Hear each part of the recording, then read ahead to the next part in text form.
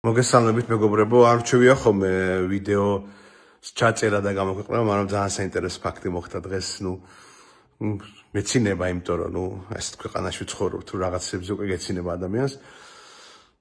მაგრამ რა თქმა უნდა, არის ძალიან მძიმე ამ ქვეყნისთვის ეს რეალობა, იქიდან გამომდინარე, რომ დღეს ჩვენ უნივერსიტეტში, საქართველოს უნივერსიტეტში ხომ გავხსენეთ ჩვენ ორი მიმართულება, ქორეოგრაფია და სიმღერა და ქორეოგრაფიის აკრედიტაცია ჩვენ მივიღეთ, რომელიც წინა კომისიამ განიხილა აკრედიტაციის საბჭოში, თუმცა სიმღერაზე რაღაცა გაგვიწელეს დრო.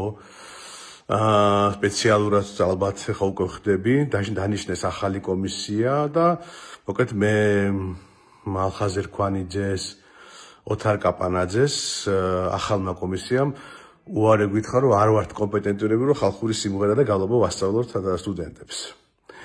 ეს იყო პირდაპირ ცირკი, ჩვეულებრივი ცირკი იყო. ხა მე კი დარწმუნებული ვიყავი რაღაცას გააკეთებდნენ, იმიტომ რომ ეხლა აქ ჩვენს სფეროში ძალიან პატარა კაცები არიან, ძალიან პატარა კაცები არიან, საკმაოდ უნიჭოებით, ბოდიში ვიხდიან გამოთქმაზე და ძალიან ეშინიათ იმის, რასაც ჩვენ შეიძლება გავაკეთოთ საქართველოს უნივერსიტეტში.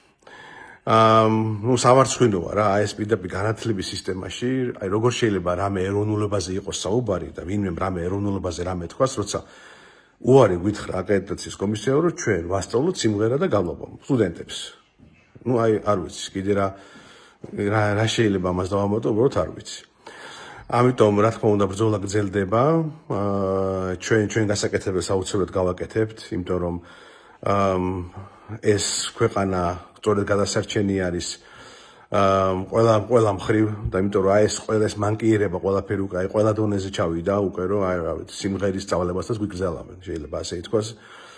ჩემზე რომ არაფერი თქვა, მალხაზ ერქვანიძეს რომ მაგას ეთქვი, რომ შენ კომპეტენცია არ აქვს, რომ სიმღერა და გალობა ასწავლო. ეხლა ვიც მალხაზ იცნობს და ვიც მის შემოქმედება იცის, არ ვიცი ის რა განწყობა ეს დადგება. ასე რომ მე ვფიქრობ, რომ ბრძოლა არის სწორედ ხა გარდაუვალი, ბრძოლა არის აუცილებელი და ერთად ყველამ უნდა დავამარცხოს სწორედ ეს მანკიერება, რომელიც ამ ქვეყანაში არის გაბატონებული.